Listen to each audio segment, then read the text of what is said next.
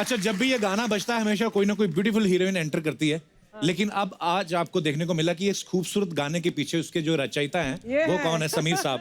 एक बार जोरदार तालियां हो जाएं। आइए समीर साहब, आपका बहुत बहुत स्वागत है। आओ बादशाह। आओ टाइगर आओ।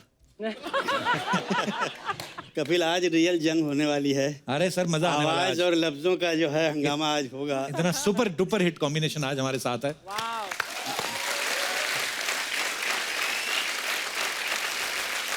समीर साहब और शानुदा दोनों ही वर्ल्ड रिकॉर्ड होल्डर हैं, विनर हैं। तो कैसा लग रहा है आपको एक तीसरे वर्ल्ड रिकॉर्ड होल्डर के साथ? माफ कर नहीं दीजिए। कपिल, बहुत बहुत बधाई। मुझे Thank पता you, sir. चला कि बहुत जबरदस्त अवार्ड मिला है तुमको। धन्यवाद सर। और अच्छा नहीं हुआ यार, तुमने। कपिल कपिल कपिल जो काम करते हैं, आई थिंक वर्ल्ड का ये बेस्ट काम है। लोगों को हंसाना बहुत मुश्किल है। दादा शुक्र है आप नहीं इस इंडस्ट्री में आ गए, हाँ, नहीं तो आप अच्छा इधर भी किया। पेल देते 5000 शो। नहीं छप तो तुम भी रहे हो, बात नहीं है। बात नहीं है। हाँ, खाली मैं अकेले छप थोड़ी रहा हूँ। मैं क्या बोल रहा हूँ कि लोगों को जो खुशियाँ आप बांटते हो, ये बहुत बड़ी बात है। क्योंकि हंसाना एक डॉक्टर जैसा काम करते हैं ना, डॉक्टर के दवाई की तरह काम करते हैं। जी दादा। अर्चना जी तो जिंदगी में अर्चना जी कभी तबीयत खराब होगा ही नहीं। Thank you. यही देखते आ रहा हूँ, नो चेंज। कमाल का है ये, बिकॉज ऑफ हंसी। हाँ दादा, कई बार तो इतना जोर से हंसती है ना, एक बार इनका गुर्दा बाहर आ गया था, हमने चम्मच से अंदर किया। आशिकी फिल्म आप सब जानते हैं, तो आशिकी फिल्म बनने से पहले ऐसे हमने सुना कि आशिकी का जो म्यूजिक था वो इतना हिट हो गया, हमें आज तक वो सारे गानों के लिरिक्स भी याद है, उनकी धुन याद है, हम लोग गुनगुनाते रहते हैं। लेकिन सुना है कि समीर साहब कि पहले ये फिल्म एक्चुअली थी ही नहीं, पहले सिर्फ म्यूजिक एल्बम ही था ये। हाँ कपिल, बड़े कमाल के किस्से मैं बताना चाहता हूँ। अच्छा जी। अनुराधा पौडवाल जी एक गाना गा रही थी, मेरी एक फिल्म आई थी बाप नंबरी बेटा 10 नंबरी। हाँ जी। तो उन्होंने कहा कि नदीम श्रवण से कि तुम लोग गुलशन जी से क्यों नहीं मिलते। खैर गुलशन जी से मुलाकात उन्होंने करवाई। अच्छा जी। उसके बाद गुलशन जी ने कहा देखो हम फिल्म तो नहीं बना रहे हैं, हम म्यूज़िक बैंक बना रहे हैं, तो आप लोग कुछ गाने उसके लिए रिकॉर्ड करो। उसके बाद अगर हमको लगा कि ये म्यूज़िक बैंक के जो गाने बहुत अच्छे हैं तो मैं किसी प्रोड्यूसर को सुनाऊंगा, अगर उसको अच्छा लग गया तो फिल्म बन जाएगी। तो पहला गाना जो हमने रिकॉर्ड किया, जो टाइगर ने गाया, मैं दुनिया भुला दूंगा तेरी चाहत में, बड़ा ही कमाल। और उस एल्बम का नाम था चाहत। अच्छा जी। 5-6 गाने हो गए थे। महेश भट्ट आए और उन्होंने सुने तो उन्होंने बोला यार ये बहुत कमाल का म्यूजिक है, म्यूजिक डायरेक्टर कौन है? तो उन्होंने कहा कि नदीम श्रवण, और गाने किसने लिखे हैं? समीर ने। बोला ये म्यूजिक सुन के मुझे लगता है कि मैं इसके ऊपर एक कहानी बनाऊं। गानों के बीच में फिल्म डाल दी। फिल्म डाल दी। वाह। फिल्म बन गई और उसका टाइटल उन्होंने रखा आशिकी। अच्छा जी। मुझे बुलाया और उन्होंने बोला कि आपको टाइटल गाना लिखना है, और बहुत मशहूर हुआ गाना, आपको याद होगा, सांसों की ज़रूरत है जैसे बड़ा ही ज़िंदगी कमाल के का लिए, गाना है। बस एक सनम चाहिए आशिकी के लिए। गाना हो गया। गाना होने के बाद फिल्म कंप्लीट हो गई। एक दिन गुलशन जी का फ़ोन आया कि वो सबको बड़े भैया बोलते थे, भले आप उनसे छोटे हो, बट वो बोलते थे बड़े भैया। मुझे क्या लगता है कि लोग बोल रहे हैं कि यार ये म्यूज़िक जो है ये फिल्म का नहीं लगता, ये किसी एल्बम का लगता है, तो मैं अभी फिल्म रिलीज़ नहीं करूँगा, इसका एल्बम रिलीज़ करूँगा। अच्छा जी। मैं डर गया। मैंने बोला यार ये तो बड़ी मुश्किल हुई। मैंने सीधा नदीम श्रवण को फ़ोन किया। वो लोग भाग के आए और महेश जी के पास हम लोग गए। हमने बोला महेश जी ये तो बड़ी प्रॉब्लम हो गई, गुलशन जी बोल रहे हैं फिल्म नहीं रिलीज़ करेंगे। वो बोले अच्छा चलो मेरे साथ आओ। हम तीनों गए। जैसे ही महेश जी ने एंट्री ली तो गुलशन जी ने सुन लिया आवाज़ कि महेश जी आया, और डरते बहुत थे महेश भट्ट से। अच्छा जी। हम अंदर गए तो उन्होंने बोला कि गुलशन जी मैंने सुना है कि आप आशिकी फिल्म रिलीज़ ही नहीं करोगे। बोले नहीं भैया, लोग बोल रहे हैं कि बड़ा प्रॉब्लम है, इसका म्यूजिक तो अच्छा है मगर एल्बम का म्यूजिक लगता है, फिल्म का नहीं। अच्छा जी। तो उन्होंने बोला देखो गुलशन, मेरा नाम महेश भट्ट है, मैं आज तुमको एक बात लिख के देता हूँ कि अगर ये म्यूज़िक और ये फिल्म तुम्हारे म्यूजिक इंडस्ट्री की हिस्ट्री में अगर सबसे बड़ा रिकॉर्ड नहीं कायम करी तो मैं छोड़ दूंगा डायरेक्शन। वाह। My God. गुलशन जी ने बोला अच्छा अगर आप ये बात बोलते हैं तो पेपर पे साइन करेंगे? उन्होंने बोला लाओ पेपर। उन्होंने पेपर पे लिखा वाह। कि अगर ये फिल्म हिट नहीं हुई या म्यूजिक नहीं चला तो मैं डायरेक्शन छोड़ दूंगा। और गुलशन जी ने बोला एक और प्रॉब्लम है महेश जी, क्या करें? बोले क्या? बोले लोग बोलते हैं कि ये हीरो हीरोइन बहुत ख़राब दिखते हैं, ये अच्छा। दोनों की शक्ल हमको पसंद नहीं।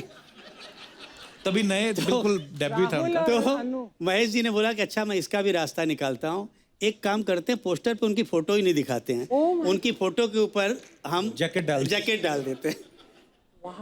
उन्होंने बोला अच्छा आपको इतना कॉन्फिडेंस है? बोले हाँ। तो बोले अच्छा लीजिए, मैं भी इसके नीचे लिखता हूँ कि मैं जिंदगी में आज तक जितना प्रमोशन किसी फिल्म का नहीं किया मैंने, उससे ज़्यादा प्रमोशन इस फिल्म का करूँगा एंड देन बिकम हिस्ट्री बन गई वाकई। एक हमने और सुना है कि आपके घर में कोई शीतला पांडे नाम का आदमी रहता था। ये उनके बारे में कुछ बताएंगे? तुम पूरा रिसर्च करके आए हो। एक्चुअली समीर साहब का पहले नाम सुना कि शीतला पांडे था, मैंने सुना तो मुझे लगा यार शीतला पांडे मतलब ये कोई एस्ट्रोलॉजर है। आपका नाम शीतला पांडे था? अच्छा तुम्हारा भी कोई टाइगर? दादा हमने सुना है आपके घर में भी केदारनाथ भट्टाचार्य रहते थे। शीतला पांडे जी और केदारनाथ भट्टाचार्य बड़े सारे राज खुलने वाले हैं। और बड़ी कमाल की कहानी है, जैसा तुमने कहा कि करेक्ट मेरा जो ओरिजिनल नाम था वो शीतला पांडे। क्यों नाम रखा गया, हमारे यहाँ गांव में अजीब किस्सा हुआ करता था। अगर जिस दिन आप पैदा हुए जी उस दिन अगर कुछ हादसा हो गया तो आपका वो नाम रख दिया जाता था। जैसे हमारे यहाँ एक आदमी पैदा हुआ तो उस दिन झगड़ा बहुत हो गया गांव में। अच्छा जी। तो उसका नाम झगड़ू रख दिया। तो बोले वर्ल्ड कप जीता तो बोले उसका नाम कप रख दिया। तो बोले यार ये अजीब मुश्किल है। तो मेरी दादी, जब मैं पैदा हुआ तो मेरी दादी के सपने में वो शीतला माता आई थी। तो उन्होंने कहा कि इस बच्चे का नाम आप शीतला रख दो। अच्छा रख दिया बचपन में, मुझे मालूम नहीं। जब मैंने पहली कविता लिखी तो मैंने उसके नीचे अपना नाम लिखा। तो जितने मेरे दोस्त थे बोले यार ये किसी शायर का नाम नहीं लगता है, बहुत सर का क्लर्क आदमी होगा, कोई बैंक में नौकरी कर रहा होगा, इसका नाम चेंज करो। फिर मैंने नाम चेंज कर दिया। तो मेरा घर में एक और पेट नेम है, मेरी आंटी जो है मुझे राजन बुलाती हैं। अच्छा जी। तो मैंने राजन रखा। फिर रिएक्शन आया कि यार ये बड़ा अजीब लगता है, किसी राजा महाराजा का नाम लगता है राजन। मतलब फिर मैंने उसमें से एक और वर्ड काट दिया। फिर मैंने अपने नाम के साथ लिखा शीतला पांडे राज। अच्छा जी। तो बोले ऐसा लगता है किसी सस्पेंस फिल्म में लिखने वाला राइटर है। फिर उसको हटा दिया। फिर मैंने देखा एक दिन एक नावल जो है बहुत खूबसूरत नावल था, उसके नीचे उस राइटर का नाम समीर था। अच्छा जी। तो मुझे बहुत खूबसूरत लगा। तो मैंने बोला यार एक काम करता हूँ, मैं ये समीर नाम रख लेता हूँ। समीर नाम रख लिया। तो जब वो नाम लिख के मैंने कविता लिखी तो लोगों ने बहुत पसंद किया और तब से मेरा नाम समीर हो गया। वाह क्या बात है। अरे समीर साहब का और लिखा हुआ गाना और शानुदा का गाया हुआ एक गाना है, परदेसी परदेसी जाना नहीं मुझे छोड़ के, राजा हिंदुस्तानी का ये गाना। ये गाने ने रेडियो स्टेशन से लेके रेलवे स्टेशन तक पैसा ही पैसा कमाया। ये सवाल अर्चना जी का था, कहते कि रेलवे स्टेशन से आपको कभी रॉयल्टी आई है? मुझे वो गाने का आपको मालूम नहीं है, वो गाना मेरे को धर्मेश दर्शन जी ने रिकॉर्ड कराया था। हाँ मुझे अरे उसका इमोशन से तो मैं पागल हो गया था। धर्मेश गाना सिखाते सिखाते रो दिया 2 बार। वो इतना दुखी होता है, सानू जी इस जगह पे आप ऐसा इमोशन लगी।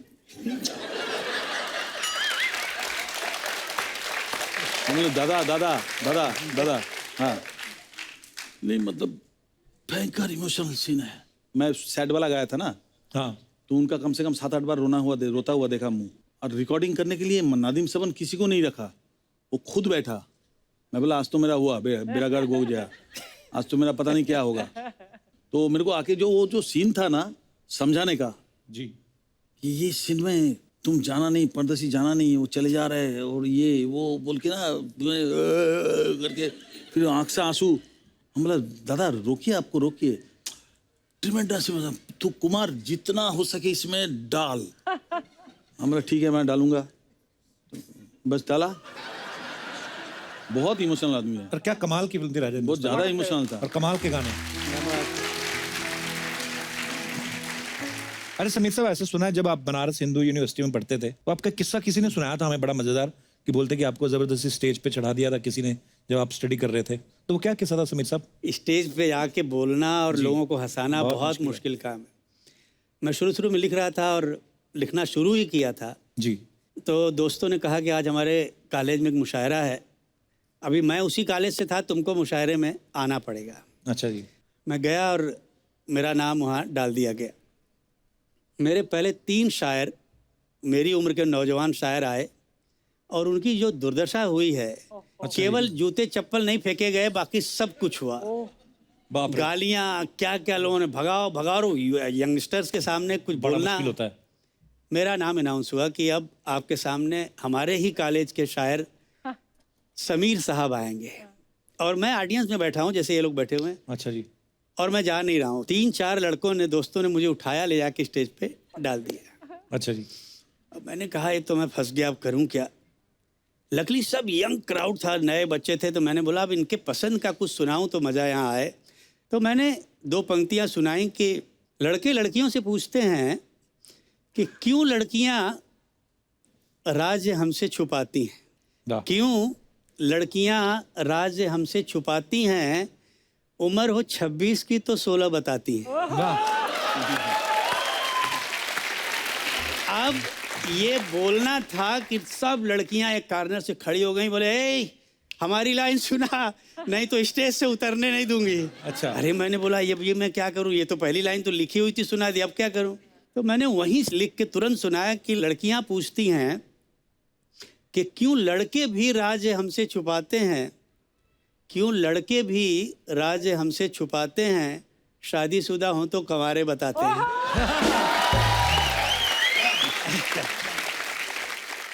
अभी क्या यहाँ शेरो शायरी में कुछ इसलिए लेके आया हूँ क्योंकि जहाँ अर्चना जी बैठी हैं वहाँ पे मैदान खाली है, तो मेरा कभी अगर मौका लगे शायद मैं भी क्योंकि मुझे तो कहीं इलेक्शन लड़ना नहीं है, मैं कोई पॉलिटिशियन तो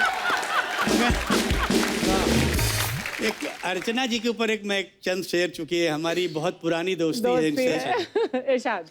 वो कौन है जो तेरे हुस्न पे फिदा नहीं, वाह, हाय हाय, वो कौन है जो तेरे हुस्न पे फिदा नहीं, वाह, मैं बोलता हूँ और कोई बोलता नहीं। क्या बात है, क्या बात है, वाह। शुक्रिया शुक्रिया शुक्रिया शुक्रिया। Thank you Sameer, thank you so much. क्या है कपिल, बात वही होती है कि जब आप दिल से कहो और दिल पे जाके असर करे। क्या बात है।